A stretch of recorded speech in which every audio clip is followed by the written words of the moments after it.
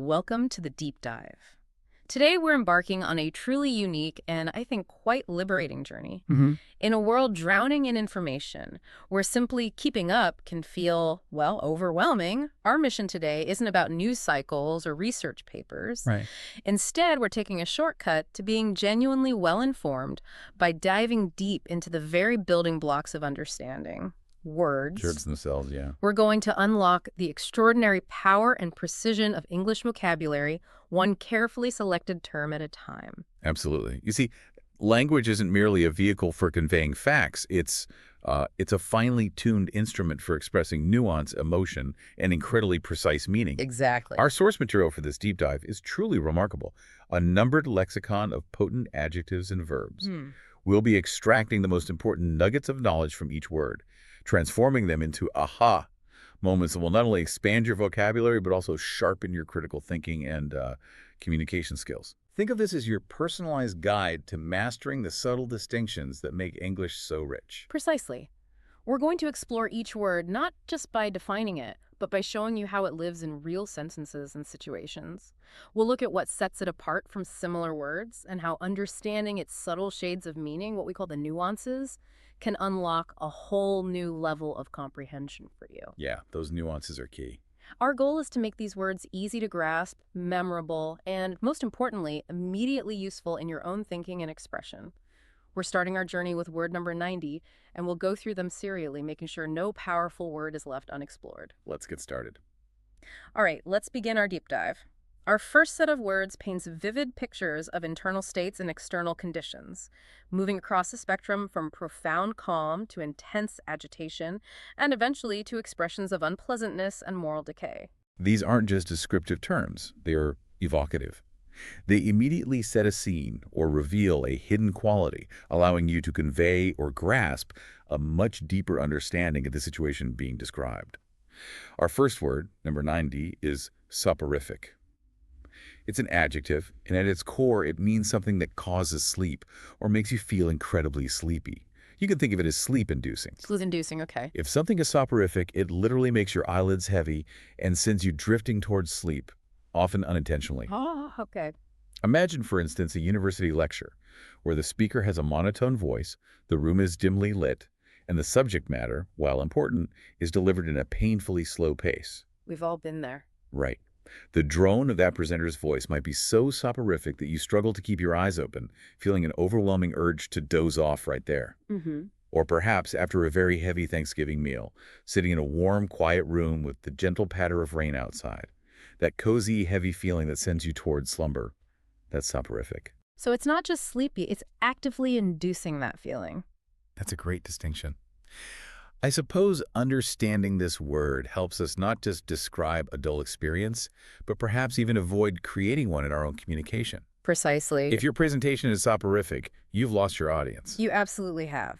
Its power lies in describing something that dulls the mind. Whether it's that monotonous lecture, a poorly structured report, or even, repetitive, unchallenging content. Right. Understanding soporific helps you identify not just what puts you to sleep, but what actively disengages you, which is absolutely crucial for staying genuinely well-informed and keeping others engaged in a world full of noise. Good point. Common synonyms you might hear include drowsy, hypnotic, or sedative. Okay. Conversely, if something is stimulating, invigorating, or energizing, it's the exact opposite of soporific. Makes sense. Related concepts include lethargy, slumber, and repose. It often has a slightly formal or literary tone as well. From the world of quiet drowsiness, we now plunge headfirst into a whirlwind of agitation and uncontrolled emotion. The contrast to soporific couldn't be starker. Here's where we explore words for high energy, often chaotic states, where calm is the furthest thing from mind. Yeah. Quite the shift. This next cluster vividly captures the intensity of human and situational reactions, highlighting escalating levels of emotional or physical turmoil. They describe moments when control is lost and energy, whether positive or negative, just takes over.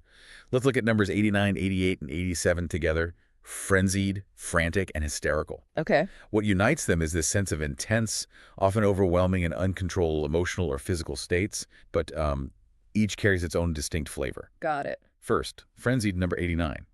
This adjective describes something wildly excited or agitated, in a state of wild, uncontrolled activity. Wild energy. Exactly. When things are frenzied, there's a lot of chaotic energy, often very fast and out of control. Think of the last-minute shoppers before a holiday in a frenzied rush, grabbing items indiscriminately. Oh, I know that scene. Or a crowd of fans celebrating wildly after a sports victory, leaping and shouting without any discernible order.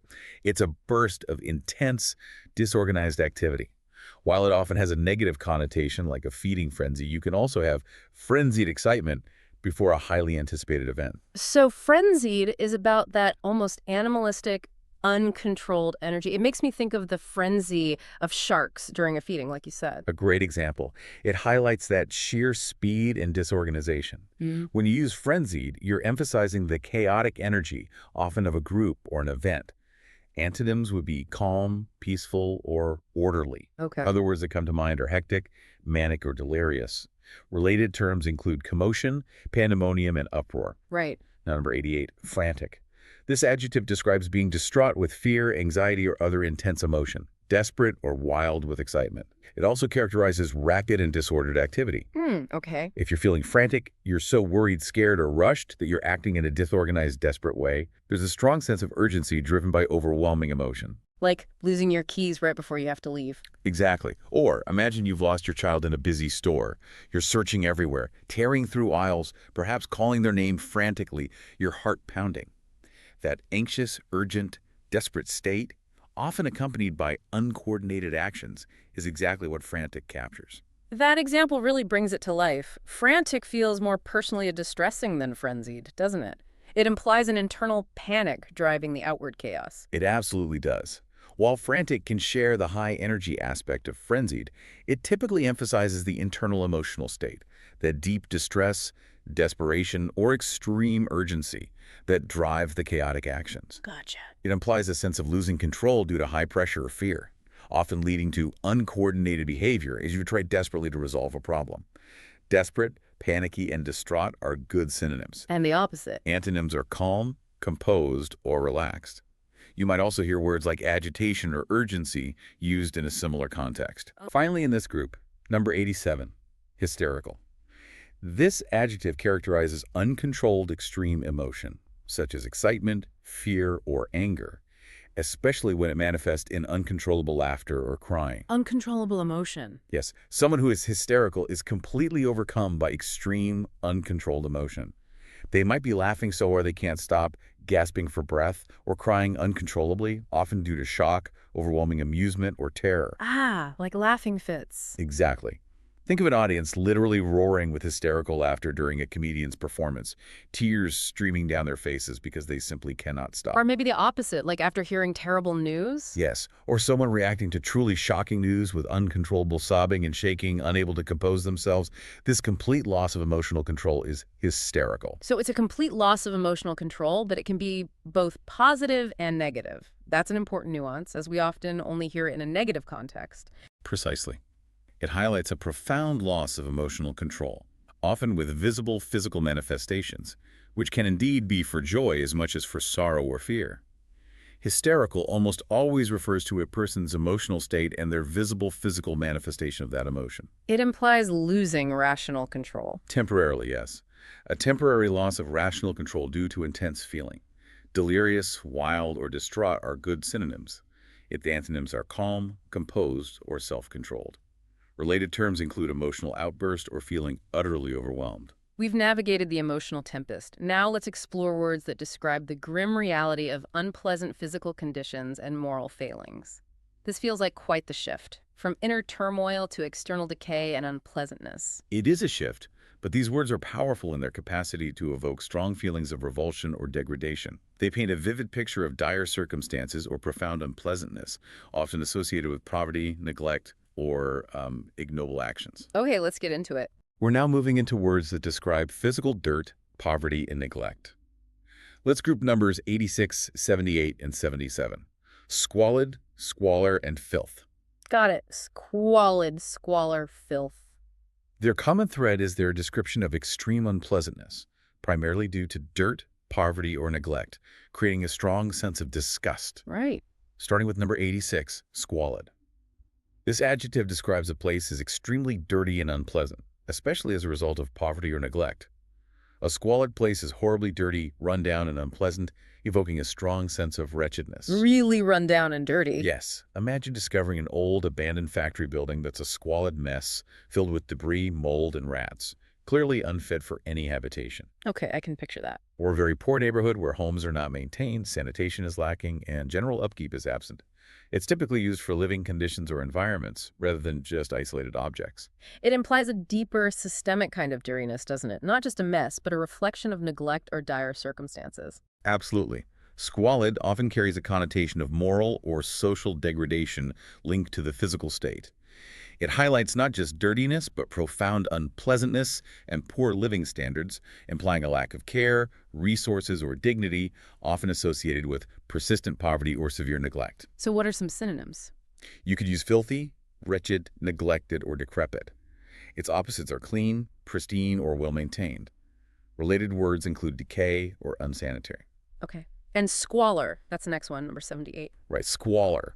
This is the noun form, describing the state of being squalid, the state of being extremely dirty and unpleasant, especially as a result of poverty or neglect. Ah, the state itself. Exactly. Squalor is the actual condition itself, the widespread extreme dirtiness and unpleasantness that squalid describes. When you observe an entire area, like a slum or a widespread situation characterized by pervasive filth, a complete lack of sanitation, and severe neglect, you are witnessing squalor. So if a room is squalid, the room itself is experiencing squalor. That's a clear distinction. Exactly. Squalor emphasizes the pervasive condition or atmosphere of degradation rather than just a specific dirty object. It's an abstract noun describing a profound and widespread state of dirtiness, neglect, and often the suffering that accompanies such conditions. It sounds stronger than just dirt. Oh, much stronger. Its synonyms include filth, wretchedness, or destitution.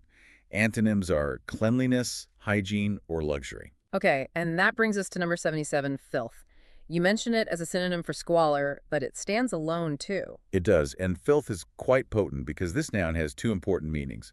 First, it's disgusting dirt, foul or polluted matter. Very straightforward. Just really gross dirt. Exactly. But second, and equally important, it refers to moral corruption or obscenity. Oh, okay, that's a big second meaning. It is. If something is filth, it's either extreme, disgusting dirt or something morally corrupt, offensive, or obscene. Think of an abandoned building coated in years of industrial filth, making it almost unrecognizable. That's the physical sense. And the moral sense. Someone refusing to listen to hate speech, calling it such hateful filth. That's the moral corruption aspect. The dual meaning is powerful here. Filth isn't just about what's physically dirty, but also about what dirties the soul or conversation. Precisely.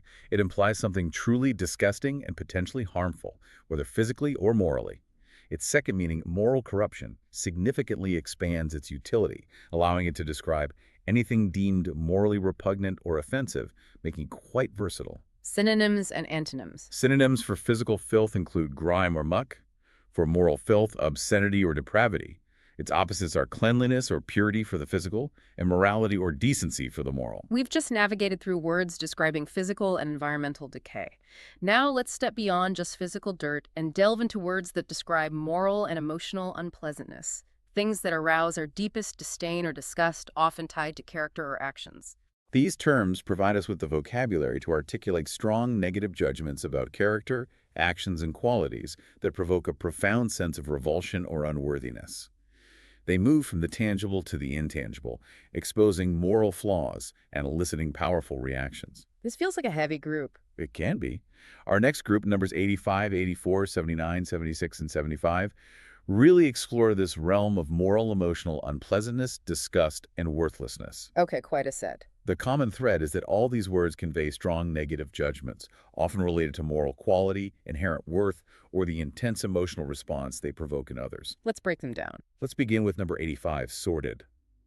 This adjective primarily means involving ignoble actions and motives, arousing moral distaste and contempt. While it has an older, less common usage, meaning physically dirty, its modern power lies in describing moral ugliness. Moral ugliness. Yes. If something is sordid, it's morally dirty, disgraceful, or unpleasant, often involving dishonesty, greed, or low motives. It evokes disgust due to its moral ugliness or tawdry nature, Imagine a journalist uncovering a sordid tale of political corruption and illicit deals, revealing a seedy, compromising underbelly of power. So it's about actions that are not just bad, but specifically morally repulsive, perhaps even cheap or unethical in their pursuit. Exactly. It suggests something morally compromising and distasteful, often involving illicit activities or base motives. Synonyms include sleazy, seamy, or disreputable. Its antonyms are honorable, respectable, or virtuous. Okay, next up. Next up, number 84, vile. This adjective means extremely unpleasant, morally bad, wicked. Vile is a very strong word expressing intense disapproval or repulsion. Extremely bad. Extremely. It can describe a smell so utterly disgusting it makes you gag, or a person who commits truly cruel and wicked acts without remorse. It suggests something that evokes strong, visceral, negative reactions. A dictator responsible for vile atrocities against his own people, committing acts of unimaginable cruelty, exemplifies this word's power. That word truly carries a weight of intense disgust. It's almost a gut reaction, isn't it? It is. Vile is an all-encompassing term for intense negativity, applicable to both physical sensations and abstract moral judgments, indicating something truly execrable. Synonyms include nasty, repulsive, wicked, or abominable. Its opposites are pleasant, good, or admirable. Okay, number 79. Now we have number 79, wretched. This adjective has two main uses.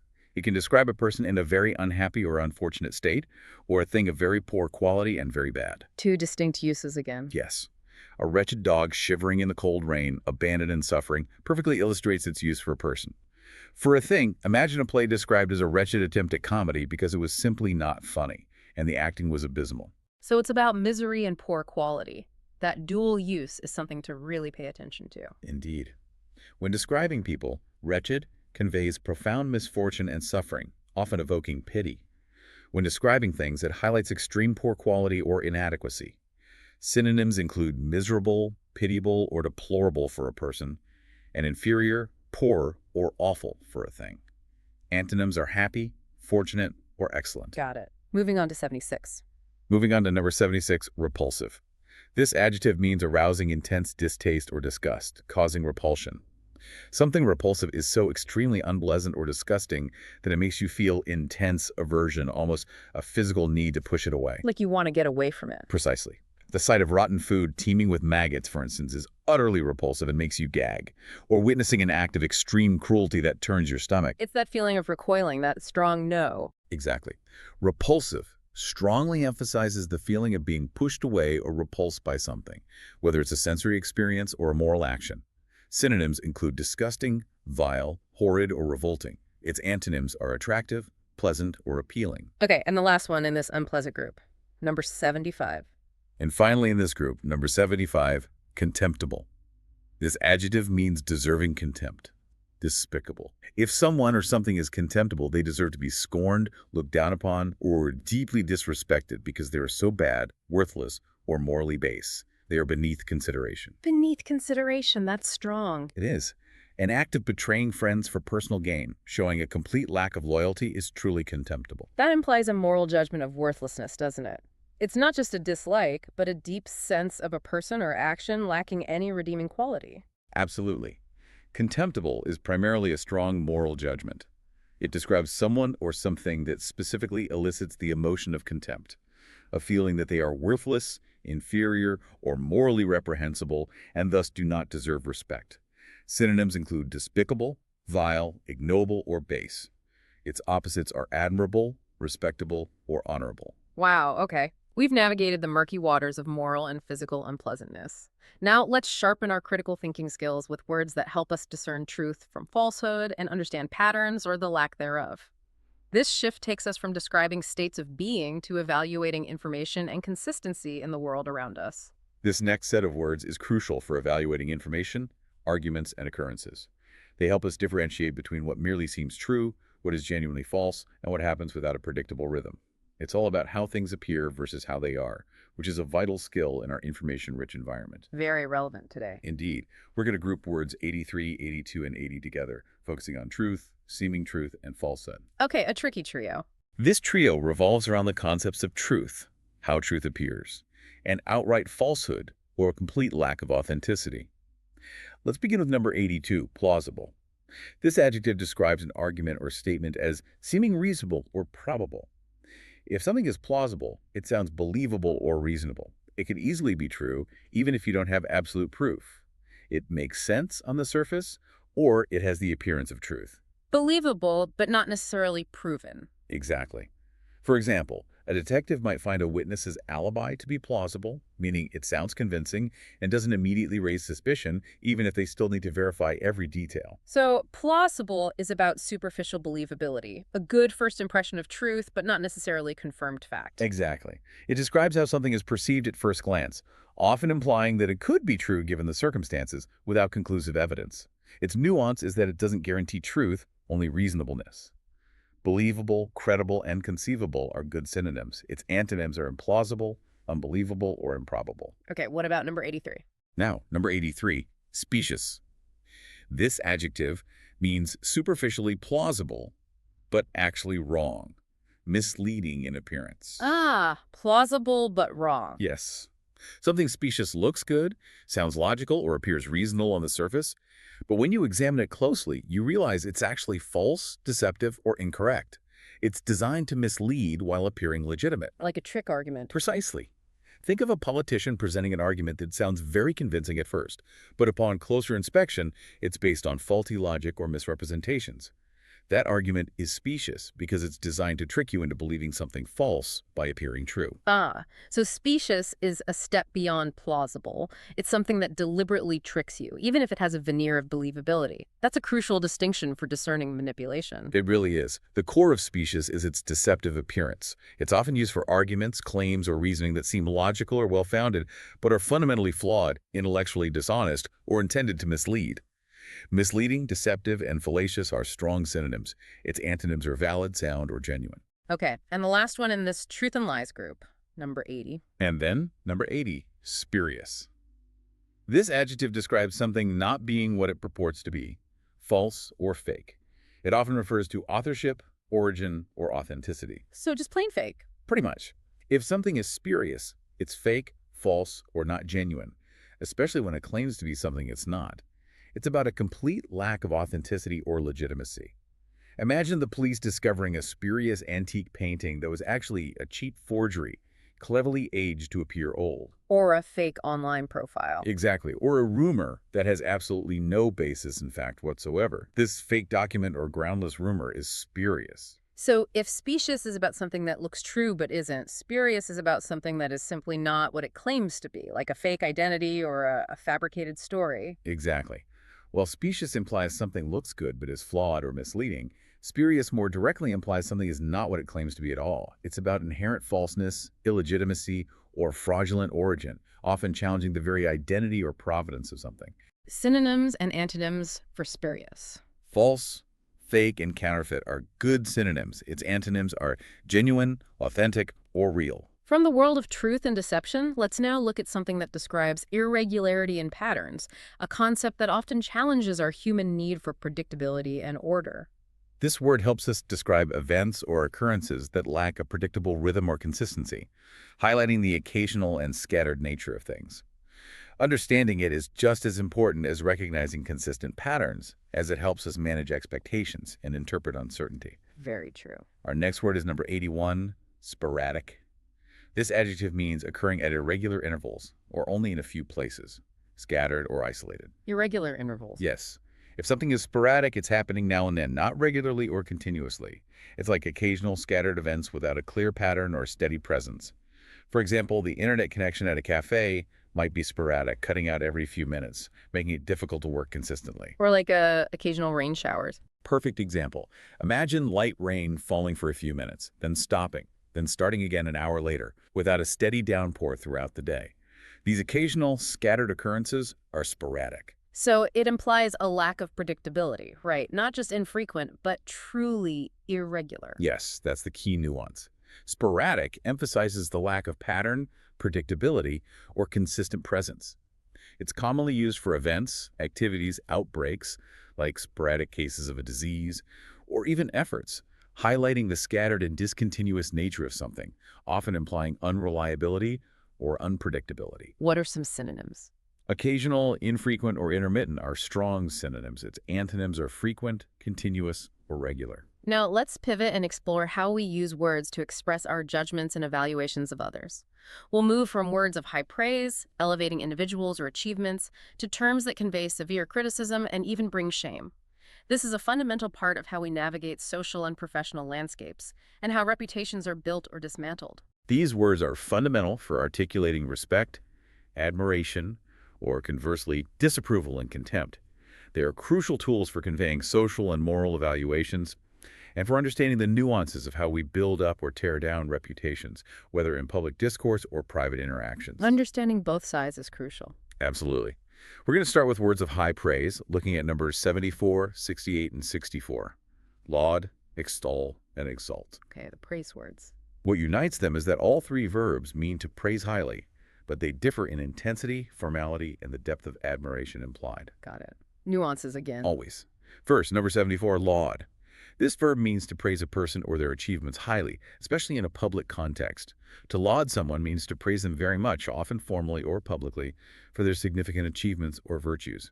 It's about giving honor and recognition. Like a formal award ceremony. Exactly. Imagine a city council voting unanimously to laud the firefighters for their heroic efforts during a wildfire, formally recognizing their bravery.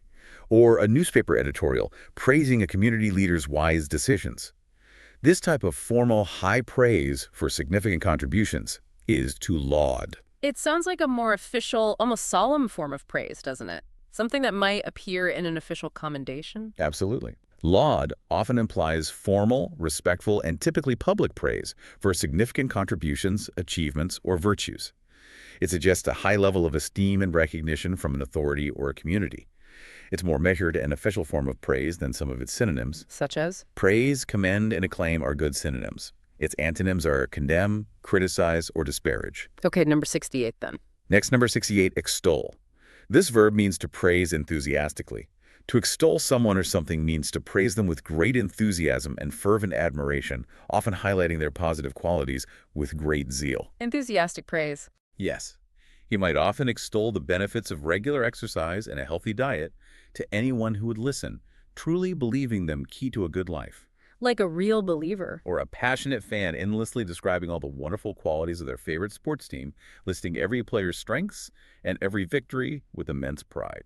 So, if laud is formal, extol is more personal and passionate, like a genuine fan, not just an official body. That's the key distinction. Extol suggests a more enthusiastic, fervent, and often personal kind of praise than laud. It's driven by deep admiration and is often about highlighting virtues, qualities, or advantages with great zeal and passion. Praise, glorify, and celebrate are strong synonyms. Its antonyms are criticize, disparage, or condemn. Okay, and the last praise word, 64. And then number 64, exalt. This verb has two powerful meanings. First, to hold someone or something in very high regard, almost putting them on a pedestal. Second, to raise to a higher rank or position, or to make higher in rank, power, or character. Putting on a pedestal or raising in rank. Yes. To exalt means to praise someone extremely highly, almost as if elevating them to a godlike status. Simultaneously, it can mean to raise them to a very important, elevated position. Followers might exalt a spiritual leader for his profound wisdom and boundless compassion, seeing him as almost divine. And the other meaning. Or through years of unwavering dedication and exceptional performance, someone could be exalted to the highest position in a company, becoming CEO. Exalt really sounds like the ultimate form of praise or elevation. It goes beyond simple admiration into something truly profound. It's the strongest of these praise words, often implying a sense of reverence, worship, or profound veneration, going beyond mere admiration to almost deification.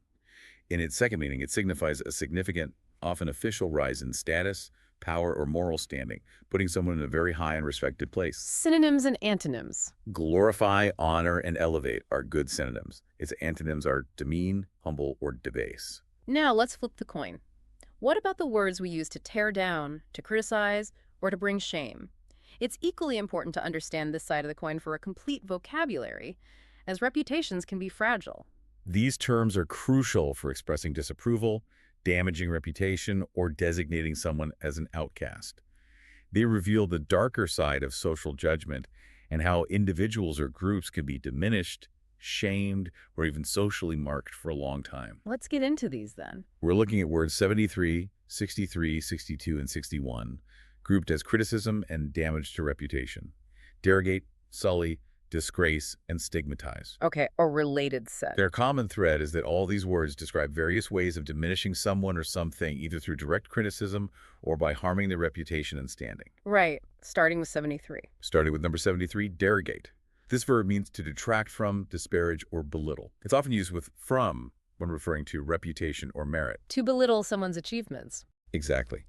To derogate means to say or do something that makes someone or something seem less important, less valuable, or less good.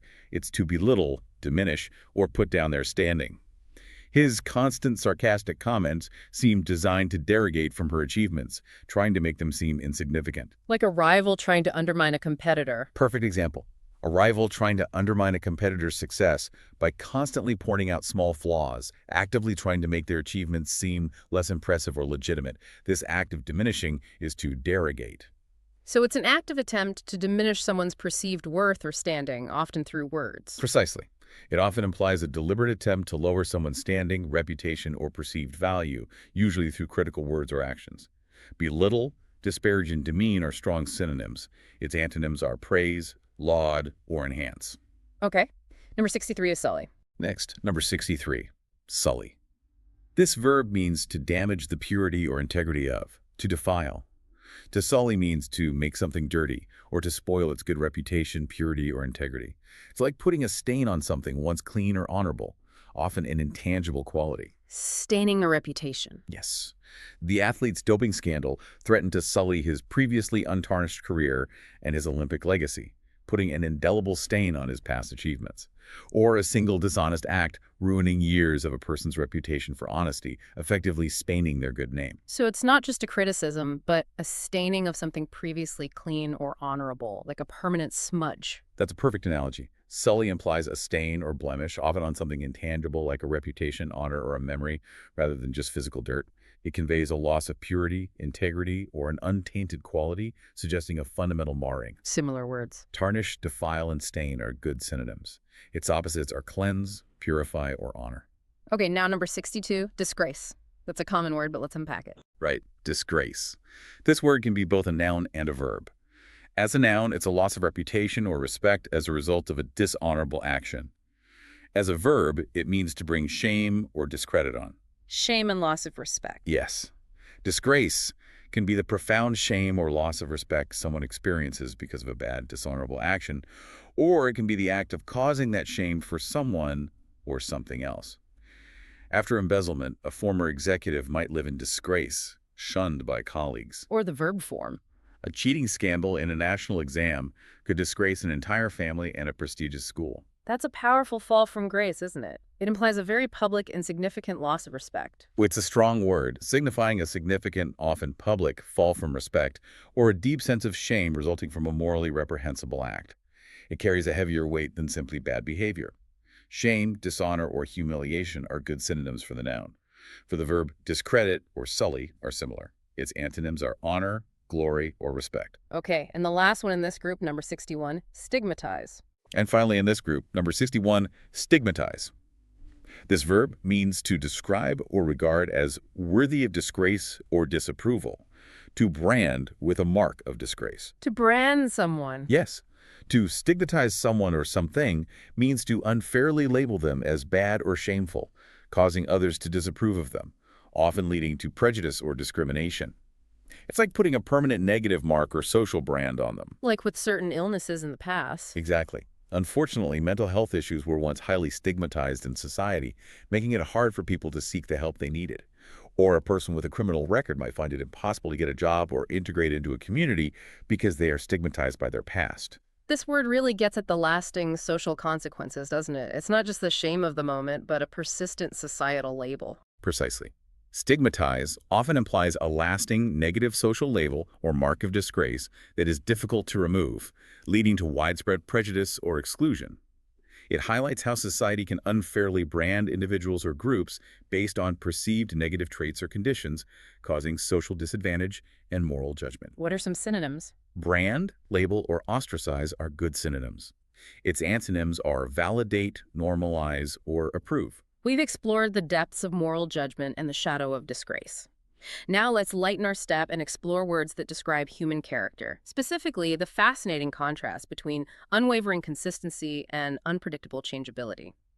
These are traits we encounter in people, situations, and even abstract concepts, shaping everything from relationships to market trends. These words capture essential aspects of human nature and circumstances, from firm loyalty and resolute determination to shifting allegiances and erratic behavior. They help us understand reliability, resolve, and their fundamental opposites, which are crucial for navigating both personal and professional landscapes. Consistency versus inconsistency.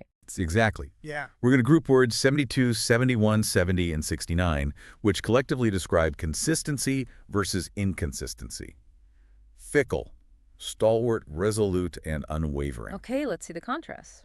This set of words explores reliability, determination, and their direct opposites, highlighting stability versus changeability in character or circumstance. Let's begin with number 72, fickle. This adjective means changing frequently, especially as regards loyalties, interests, or affection. Unreliable. Changing all of the time. Yes, if someone or something is fickle, they change their mind, loyalty, or interests very often and unpredictably. They are unreliable or inconsistent, lacking constancy. The weather in New England is notoriously fickle. You can experience all 4 seasons in one day, making it hard to plan outdoor activities. Or a friend who changes plans constantly. Exactly. Imagine a friend who constantly cancels plans at the last minute or switches their favorite hobby every week. This changeable, unreliable nature is what fickle describes, often with a sense of exasperation. So it's not just changing, but changing in an almost arbitrary or unpredictable way, which then makes them unreliable. Exactly. Fickle often carries a slightly negative connotation, implying a lack of reliability, commitment, or depth, especially in relationships, allegiances, or interests. It suggests a superficial or transient nature, a tendency to shift without deep conviction. Synonyms? Capricious, changeable, or unpredictable are good synonyms. Its strong antonyms, which we'll discuss, are stalwart, constant, or resolute. Okay, so let's hear about stalwart then, number 71. Next, number 71, stalwart. This adjective describes someone who is loyal, reliable, and hardworking. It can also be used as a noun, referring to a loyal and reliable supporter. Loyal, reliable, hardworking. Sounds good. Very positive. If someone is stalwart, they are very loyal, strong, and dependable, especially in supporting a cause, a team, or a person. They are rock solid and unwavering. She was a stalwart advocate for environmental protection, campaigning tirelessly for decades against corporate pollution. Like a steady supporter. Or think of a longtime employee who always remains committed to their company, even through difficult times, consistently putting in effort and upholding its values. That's a wonderfully positive term. It brings to mind someone who's a true pillar of support, not just reliable, but also strong in their conviction. That's the core nuance. Stalwart not only implies reliability and loyalty, but also suggests strength, resilience, and firmness in their commitment or support. It carries a very positive, admiring tone, indicating a person who is a strong and unwavering pillar of support. Synonyms and antonyms. Loyal, dependable, and steadfast are good synonyms. Its antonyms, of course, are fickle, disloyal, or unreliable. Okay, number 70, resolute. Then number 70, resolute. This adjective describes someone as admirably purposeful, determined, and unwavering. If you are resolute, you are extremely determined and firm in your decisions, beliefs, or goals. You don't waver or give up easily, maintaining a clear and unyielding purpose. Determined and firm. Yes. Despite facing numerous setbacks and criticism, the team remained resolute in their pursuit of the championship, refusing to quit. Or someone climbing a daunting mountain peak, showing immense determination and an unwillingness to quit, firmly set on their goal. I like how resolute implies not just determination, but an admirable quality. It's about steadfastness in the face of challenge. It absolutely emphasizes a strong will and a clear, unyielding purpose. It often describes an admirable quality of character or a firmly made decision, indicating a profound lack of hesitation or doubt, a fixedness of purpose. Determined, steadfast, and unwavering are strong synonyms. Its antonyms include hesitant, irresolute, or weak. And the last one in this group, unwavering, number 69, it sounds similar to resolute. And finally in this group, number 69, unwavering. This adjective means steady or resolute, not wavering. Unwavering means staying firm, steady, and consistent without changing or hesitating. It's very similar to resolute, and they're often used interchangeably. Steady, not changing. Exactly. Her unwavering commitment to justice inspired many, as she never compromised on her principles. Or a person's dedication to a charitable cause that never weakens, no matter the obstacles or lack of funding. So unwavering is almost the continuous state of being resolute. It speaks to that enduring consistency over time. Exactly. Unwavering specifically describes a continuous state of firmness, whether in belief, commitment, or expression, like an unwavering gaze. It highlights consistency and steadfastness over time, implying no signs of weakness, doubt, or deviation from a chosen path. Steady, firm, and constant are good synonyms. Its antonyms are wavering, hesitant, or faltering. From the qualities of consistency, let's explore the dynamics of power and control. This next set of words delves into actions of giving up, letting go, or conversely, stopping something from happening. These are often about shifts in power, overcoming resistance, or making strategic concessions. These terms are essential for describing power dynamics, whether one is conceding control, liberating something, or actively obstructing progress. They illustrate the ebb and flow of influence, the acts of surrender, and the determined efforts to halt or deflect plans or ambitions. A lot of words in this next group, I see. Yes, we're starting with a large group, words 67, 59, 58, 57, 54, 45, and 37, all focused on surrender, giving up control or rights. Capitulate, forgo, relinquish, waive, cede, yield, and succumb. Wow, okay. Let's take them one by one. Their common thread is that all these words involve giving something up, giving in, or giving way, often under pressure, by choice, or due to external force. First, number 67, capitulate. This verb means to cease to resist an opponent or an unwelcome demand, to surrender. It often implies formal terms. To stop resisting. Yes. To capitulate means to surrender or give in, especially after resisting, typically to an opponent or an unwelcome demand. It often implies a formal decision to stop fighting or opposing. After weeks of siege and dwindling supplies, the city was finally forced to capitulate to the invading army. Or in an argument. Or in a heated debate. One side, after presenting all their arguments and resisting fiercely, finally admits defeat and accepts the other's terms. So capitulate feels very much like a strategic decision, even if it's a defeat, right? It's formal surrender. It is. It often implies a formal or decisive act of surrender after a period of active resistance, especially in contexts of conflict, war, or negotiation. It suggests a strategic decision to cease opposition when further resistance is futile or too costly. Surrender, yield, or concede are good synonyms. Its antonyms are resist, fight, or defy. Okay. Next, number 59, forgo. Next is number 59, forgo. This verb means to refrain from, to go without something desirable. To forgo means to choose to give up or do without something enjoyable, beneficial, or customary. It's a conscious, often voluntary decision to abstain. Like giving up dessert. Exactly. He decided to forego dessert every night to stick to his diet and achieve his fitness goals. Or you choose not to take a vacation this year to save money for a down payment on a house, prioritizing a larger goal. This one implies a choice, a deliberate sacrifice for a greater purpose. Yes, that's the key. Forgo implies a conscious and often voluntary choice to do without something, typically for a specific reason, a greater good, or as an act of self-discipline. Abstain from, give up, or renounce are good synonyms. Its antonyms are claim, indulge in, or take. Okay, number 58, relinquish. Then number 58, relinquish. This verb means to voluntarily cease to keep or claim, to give up. To relinquish means to willingly give up possession, control, or a right to something. It suggests a formal or complete act of letting go of something, often of value or importance. Giving up control. Yes. The aging monarch, citing ill health, decided to relinquish his power and crown to his son, or a company giving up its claim to a disputed territory, thereby ending its assertion of ownership. It can also be physical, like letting go of an object you are holding on to tightly. So, similar to forgo and being voluntary, but relinquish feels more about giving up control or a claim, whereas forgo is more about abstaining from a pleasure. That's a great distinction. Relinquish emphasizes a formal, complete, and often voluntary act of giving up control, possession, or a right to something, often something valuable or important. It can imply a sense of finality, resignation, or a transfer of responsibility. Give up, abandon, or surrender are good synonyms. Its antonyms are retain, keep, or seize. Got it. Number 57, waive. Up next, number 57, waive. This verb means to refrain from insisting on or using a right or claim. To waive means to choose not to apply a rule, right, or a fee that you are legally entitled to, or to give up a claim. It's essentially granting an exception or a concession. Like waiving a fee. Exactly. The university decided to waive the application fee for all students from low-income backgrounds to encourage broader access, or a bank deciding not to charge you a late fee on your loan, even though they are entitled to. This one feels very formal, like in a legal context. It's about giving up something you're owed or entitled to. You're absolutely right. Waive specifically refers to giving up a right, rule, or claim that one legitimately possesses. It's often used in formal or legal contexts, implying a conscious decision to make an exception or forego an entitlement that would otherwise apply.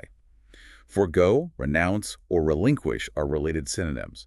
Its antonyms are insist on, enforce, or assert. Okay, number 54 is cede. Then number 54, cede.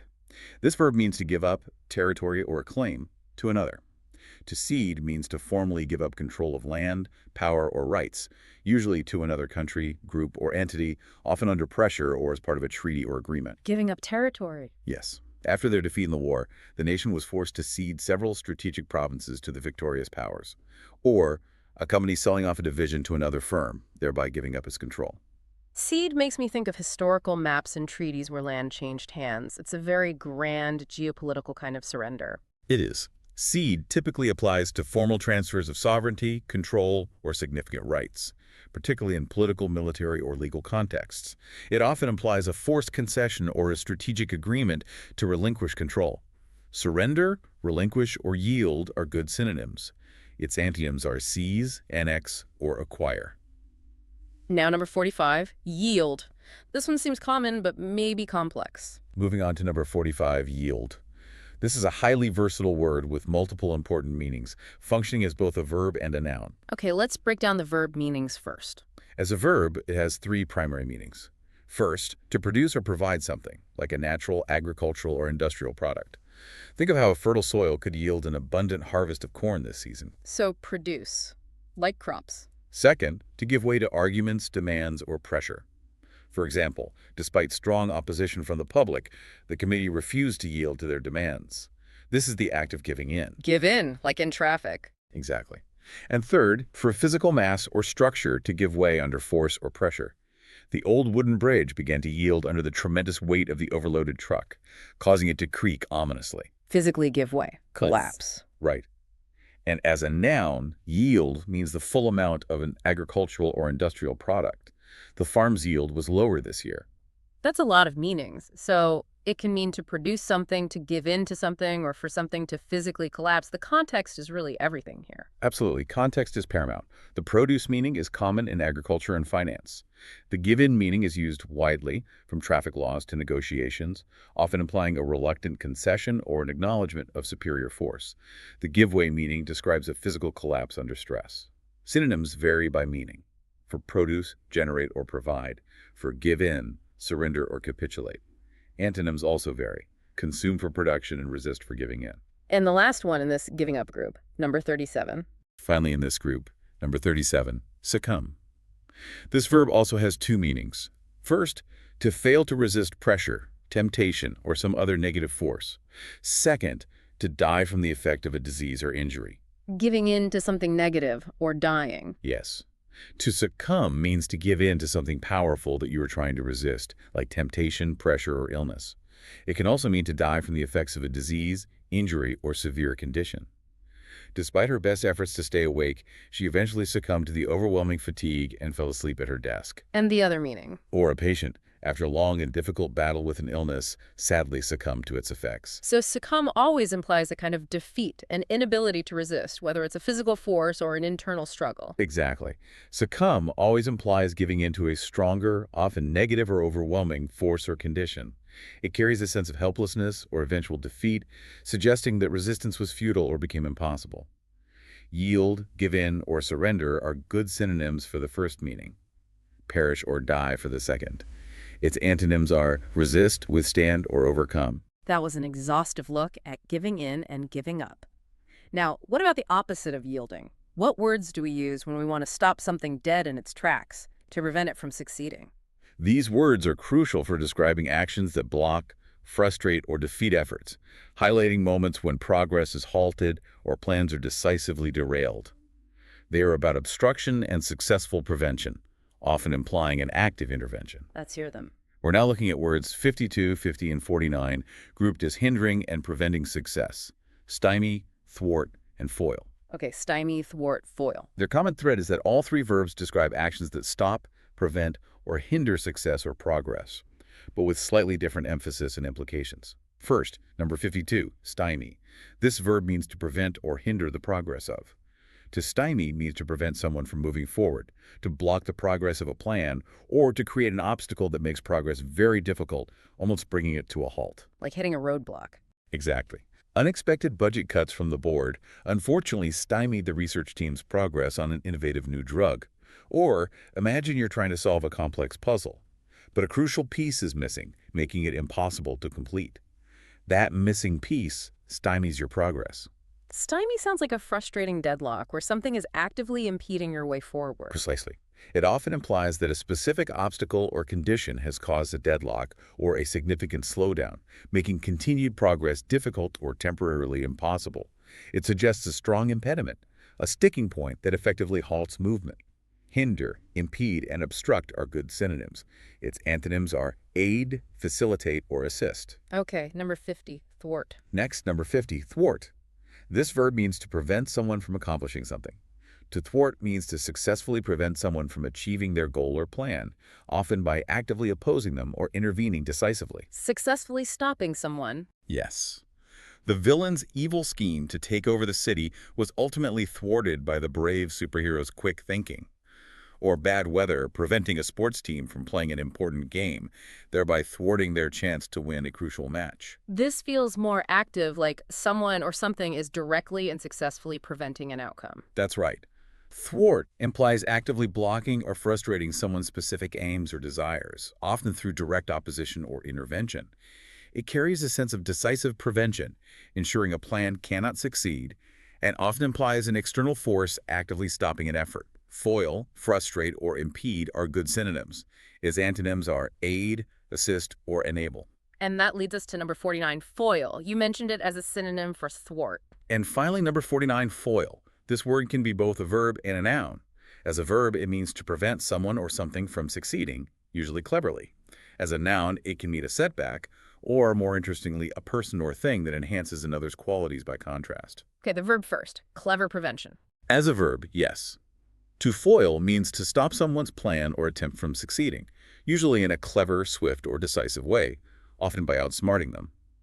The intricate security system helped the police foil the elaborate bank robbery attempt at the last moment. And the noun meaning, the contrast part. As a noun, a foil can be something that makes another thing look better or highlights its qualities by being its direct opposite or providing a strong contrast. The serious and quiet detective served as a perfect foil to his humorous, carefree, and talkative partner, making the partner's traits stand out more vividly. That dual meaning for foil is fascinating. It's like the clever prevention of a plan, but also the contrasting element that makes something else shine. What a versatile word. It truly is. As a verb, foil often implies a clever, strategic, or decisive prevention, suggesting that the attempt was well planned, but ultimately outsmarted. As a noun, its contrast meaning is significant and widely used, especially in literature and character analysis, highlighting how opposing elements can emphasize each other's distinct qualities. For the verb, synonyms include thwart or frustrate. For the noun, contrast or counterpoint. We've explored prevention and success. Now let's shift focus to words that describe how societies are organized, controlled, and sometimes criticized. These terms are vital for discussing the very fabric of our communities, from formal agreements to inherent social divisions. These terms provide essential vocabulary for discussing social hierarchies, formal requirements, restrictions, and the historical roles of different groups within a community. They illuminate the frameworks and constraints that shape human interaction and societal norms. Where do we start here? We're looking at words 60, 56, 55, and 48, which relate to social structures and rules: stipulate, stratum, stricture, and peasant. Okay, let's tackle stipulate first, number 60. Let's begin with number 60, stipulate. This verb means to demand or specify a requirement, typically as part of a bargain or agreement. To stipulate means to clearly and precisely state something as an essential condition or requirement in an agreement, contract, or negotiation. It leaves no room for ambiguity. Setting conditions. Exactly. The rental agreement clearly stipulated that tenants were responsible for all utility payments or penalties would apply. Or in a business negotiation, one side might stipulate certain payment terms that are non-negotiable. This sounds like the language of contracts and formal conditions, very clear and non-negotiable. Exactly. Stipulate is a formal word, primarily used in legal, contractual, or official contexts. It implies that a condition is non-negotiable and explicitly stated to avoid ambiguity, often a critical part of a formal arrangement or understanding. Specify, require, or demand are good synonyms. Its antonyms are imply or suggest. Okay, next, number 56, stratum. Next is number 56, stratum. This noun has two important meanings. First, a layer or series of layers of rock in the ground. Second, and more commonly in social discourse, a level or class to which people are assigned according to their social status, education, or income. Layers of rock, or layers of society. Right. Geologists carefully study the different strata of rock, each telling a story of ancient geological eras. But more commonly, you'll hear it used when discussing how a new economic policy was designed to benefit all strata of society, from the lowest income earners to the highest. So it's about distinct layers, whether in the earth or in society. It highlights division. Yes.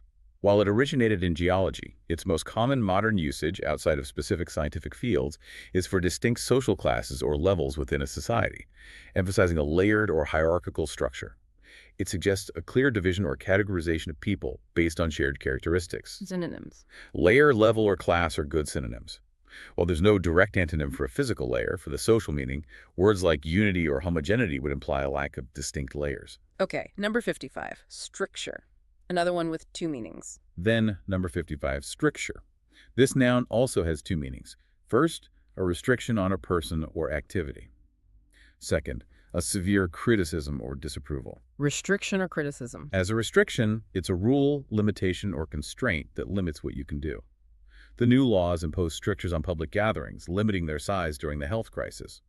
As a criticism, it can be a harsh criticism, severe disapproval, or a censorious remark. He faced severe strictures from his colleagues for his unethical behavior, which was widely condemned. So it can be a formal limitation, like a rule, or a very strong formal condemnation. Both imply a negative restraint. That's right. Stricture is a formal word. The restriction meaning often refers to formal rules, regulations, or limitations imposed on actions or freedoms, implying a binding constraint.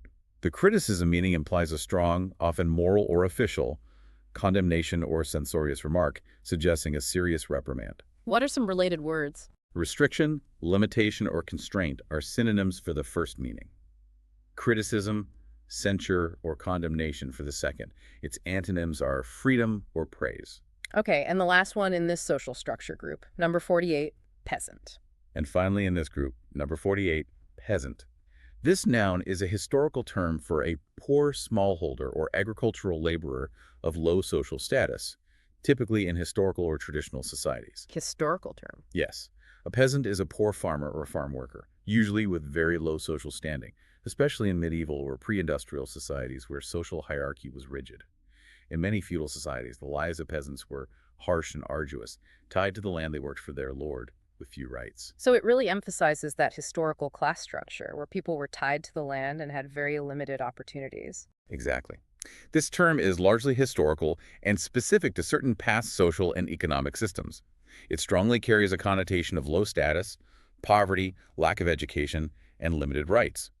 While sometimes used metaphorically in modern contexts, this usage can be derogatory or dismissive, implying someone is unrefined, unsophisticated, or of low standing. Okay, synonyms and antonyms. Serf, rustic, or farmer in historical context are synonyms. Its antonyms are noble, aristocrat, or lord.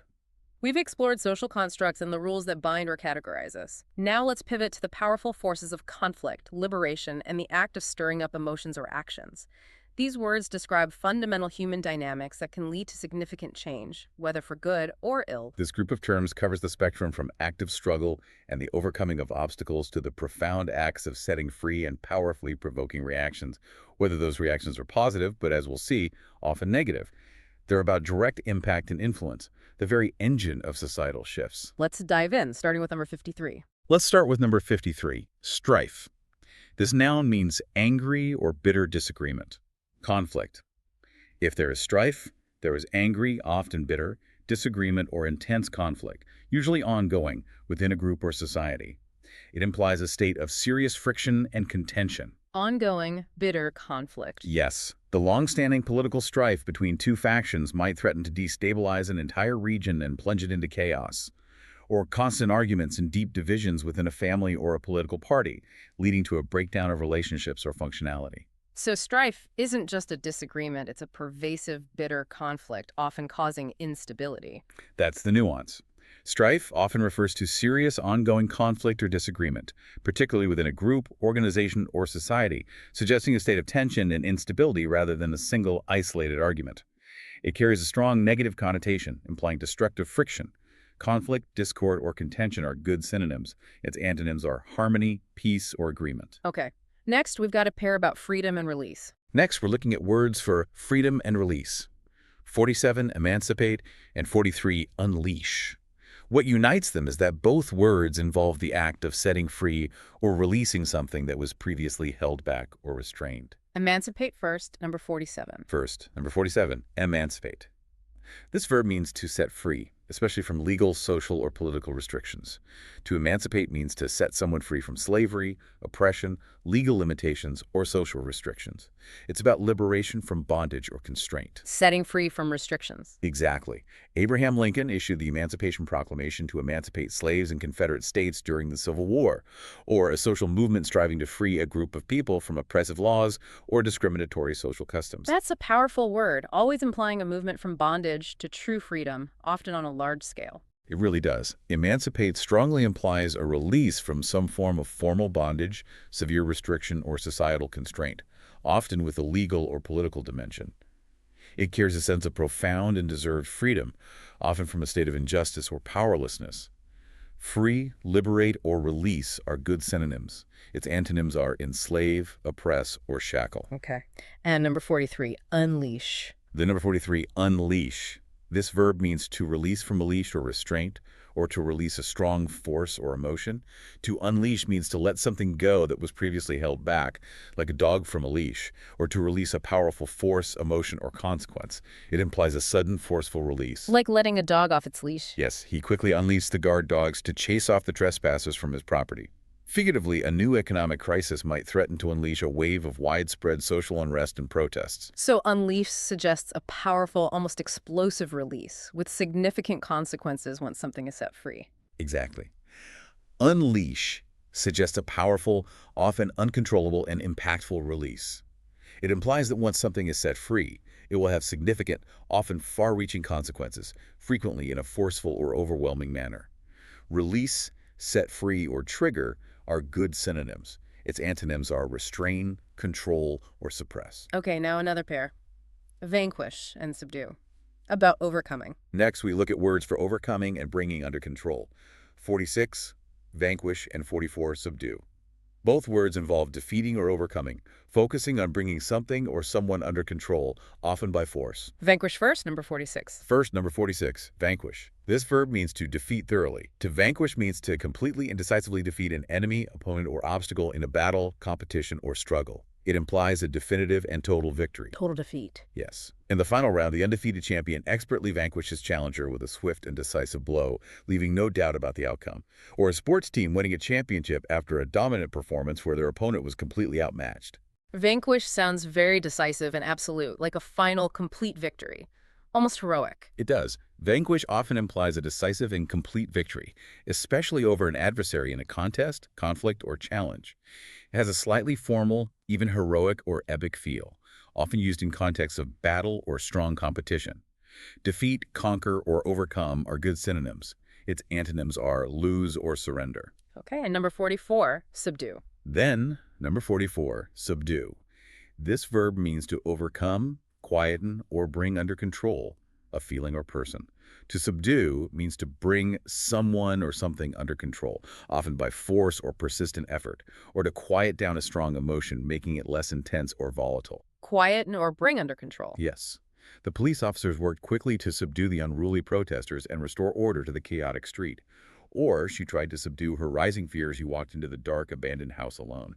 So subdue is about gaining control, bringing something into submission or a calmer state. It sounds like managing an unruly force. That's the nuance.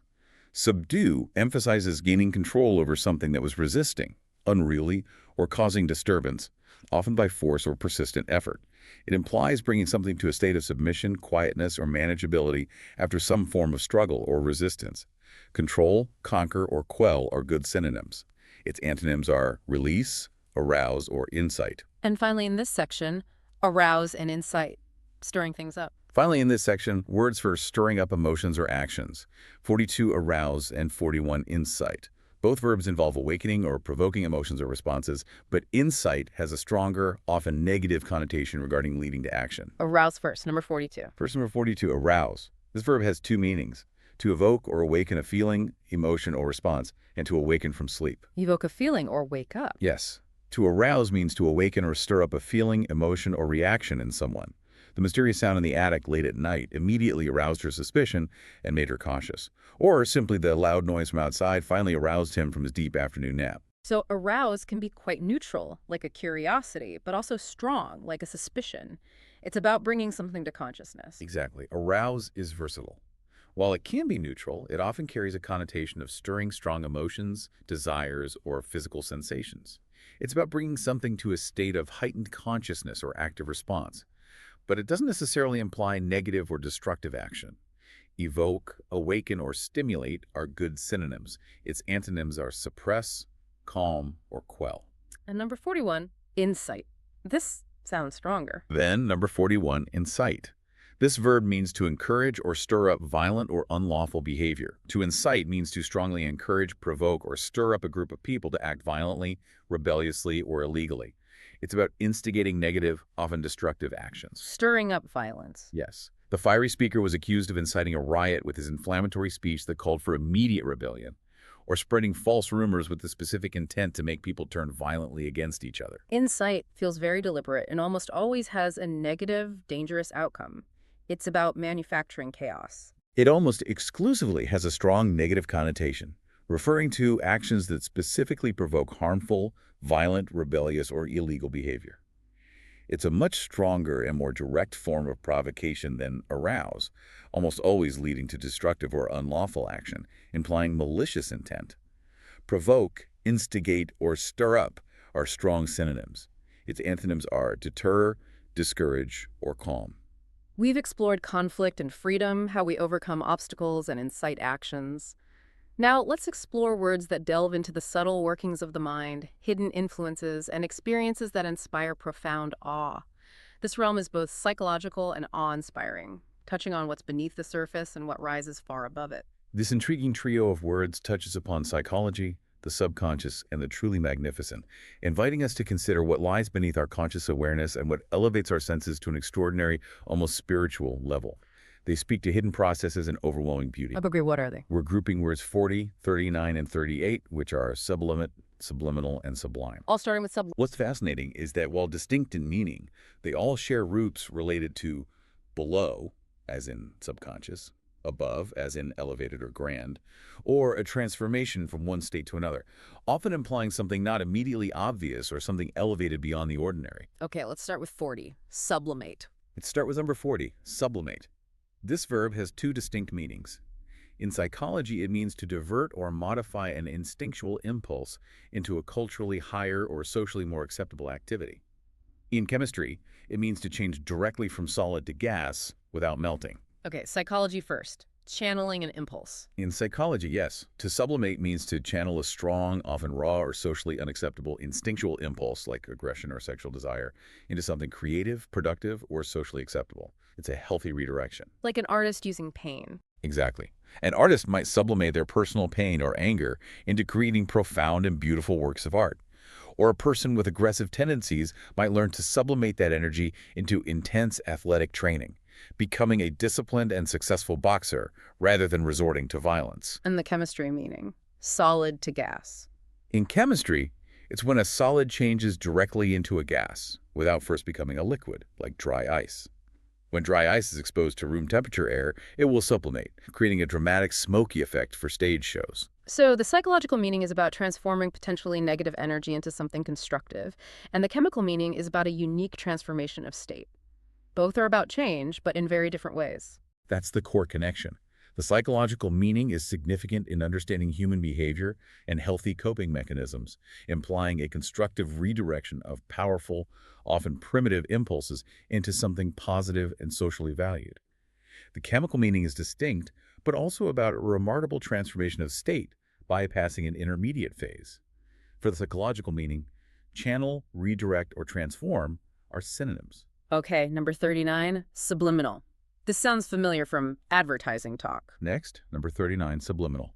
This adjective describes a stimulus or mental process that is below the threshold of sensation or consciousness, perceived by or affecting someone's mind without their being aware of it. Below conscious awareness. Yes, if something is subliminal, it affects your mind or senses without you even realizing it. It's below your conscious awareness. You perceive it, but not explicitly or consciously.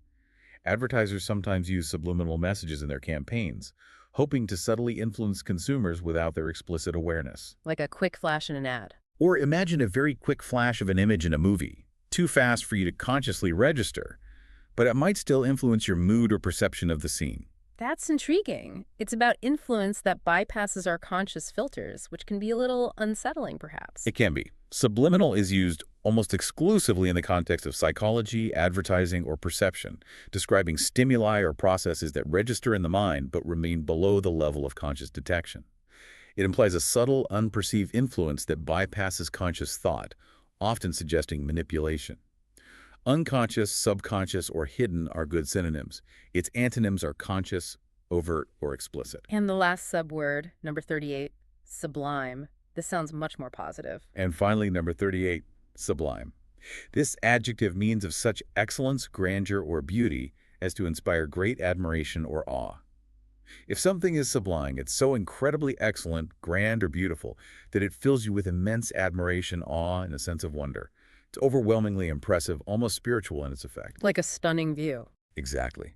The experience of watching the aurora borealis dance across the night sky can be truly sublime, filling you with profound wonder.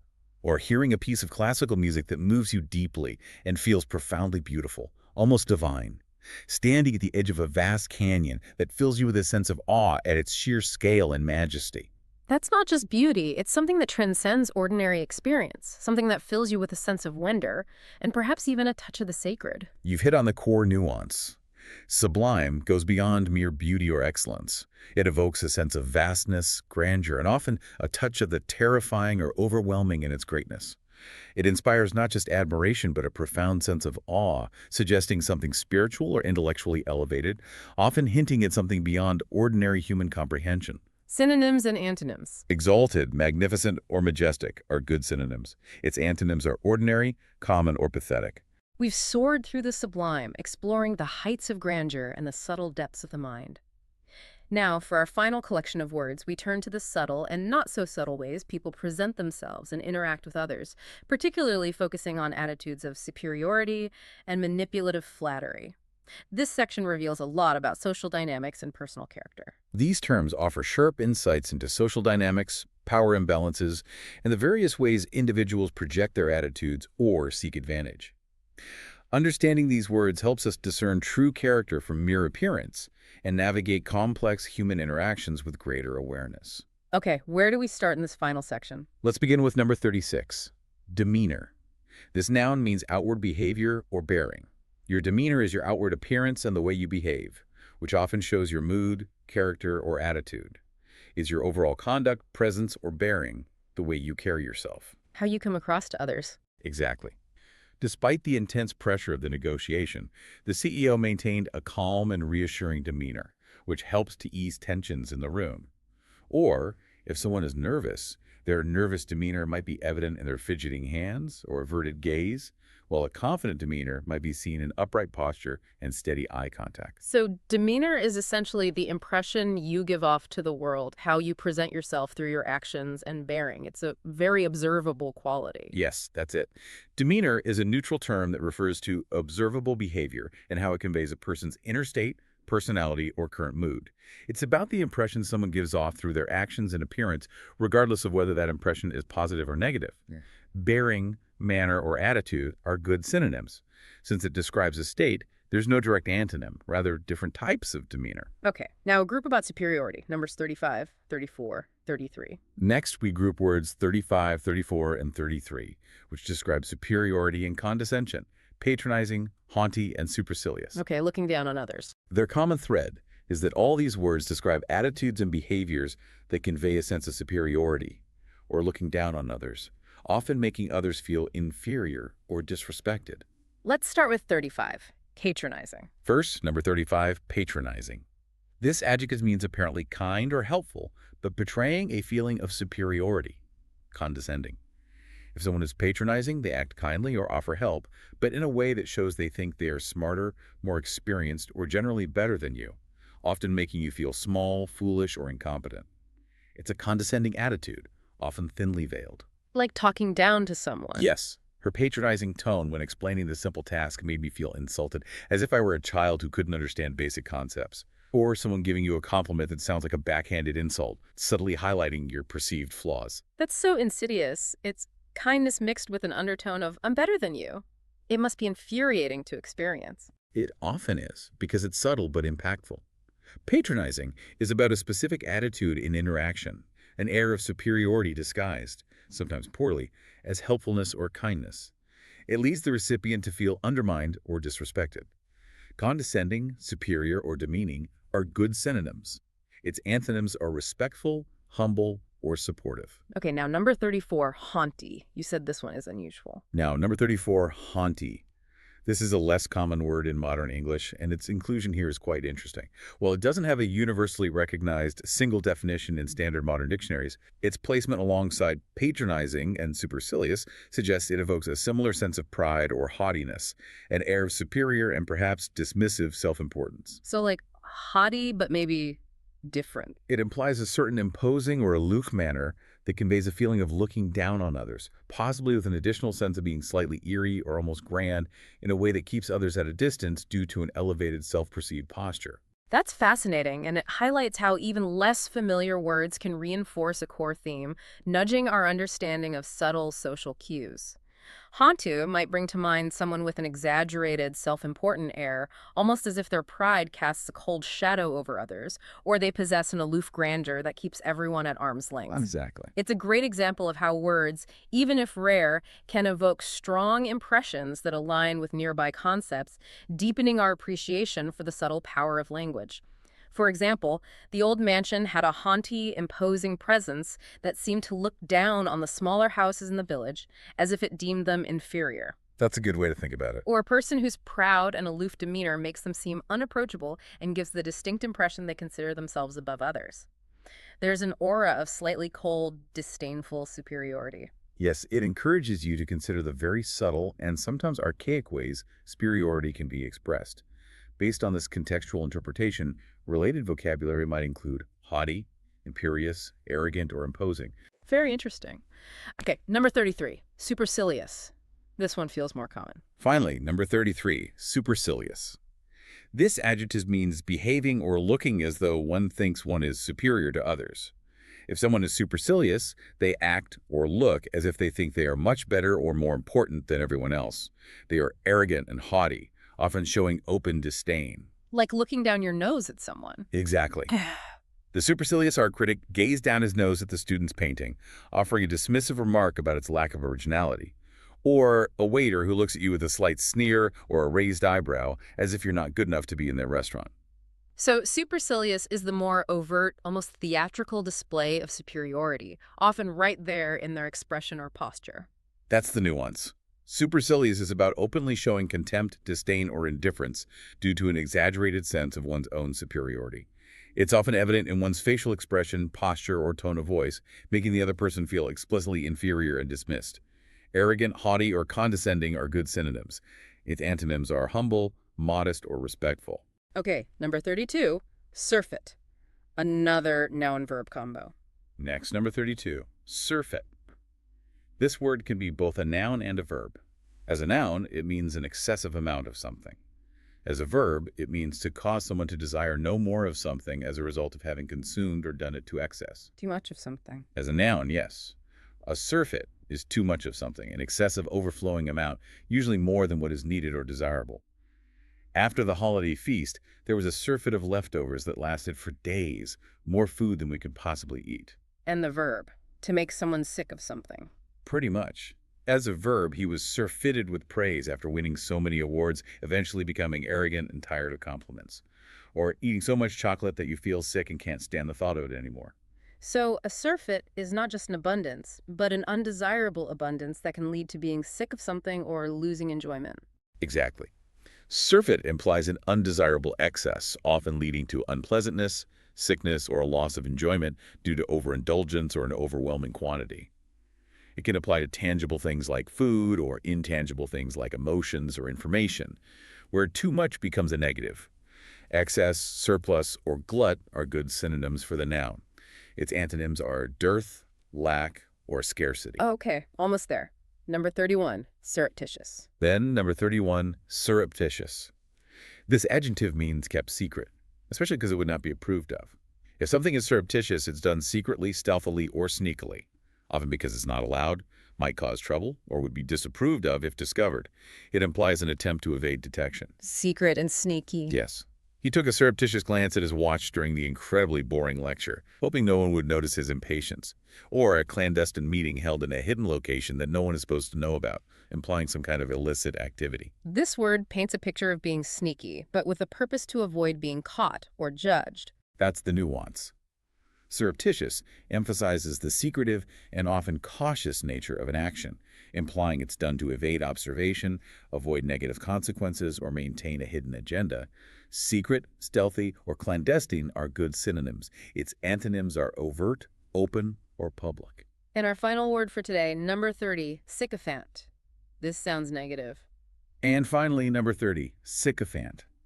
This noun refers to a person who acts obsequiously towards someone important in order to gain advantage.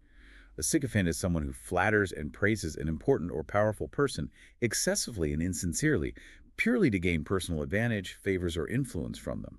They are a yes man or a bootlicker. The ultimate flatterer, but for selfish reasons. Exactly. The manager was surrounded by sycophants who constantly complimented his ideas, even when they were clearly flawed, hoping for promotions. This is such a critical word for understanding power dynamics. It's not about genuine admiration, but a calculated, self-serving flattery. It undermines true feedback, too. It really does.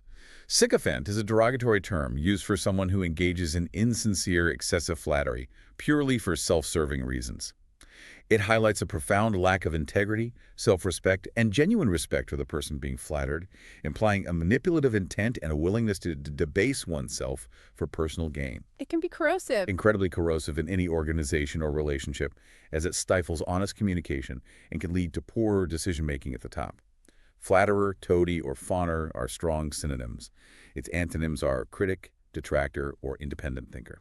What an incredible journey we've just completed. We've truly taken a deep dive into over 60 potent adjectives and verbs from our lexicon, uncovering the precise meanings and nuanced uses of each. From the soporific drone of a boring lecture to the manipulative praise of a sycophant, you now have a richer understanding of words that describe human states, social dynamics, and the subtle interplay of truth and deception. Indeed. Knowledge is most valuable when it's understood and applied. I encourage you to listen for these words in your daily life, in your reading, and in conversations. Notice how they color the meaning, how they reveal attitudes, and how they shape our understanding of the world around us. They really are precise tools. Each word is a precise tool, now at your disposal, offering you new ways to articulate and interpret complex realities. And that's what the deep dive is all about. Giving you those shortcuts to being truly well-informed, equipped with language that cuts through ambiguity and brings clarity to thought. Thank you for joining us on this lexical adventure. We hope it sparked new insights and confidence in your English learning journey. As you go about your week, consider this. How might consciously using just one or two of these newly unpacked words change the clarity or impact of your own communication, and even how you interpret the world, starting today? Food for thought. We look forward to our next deep dive with you.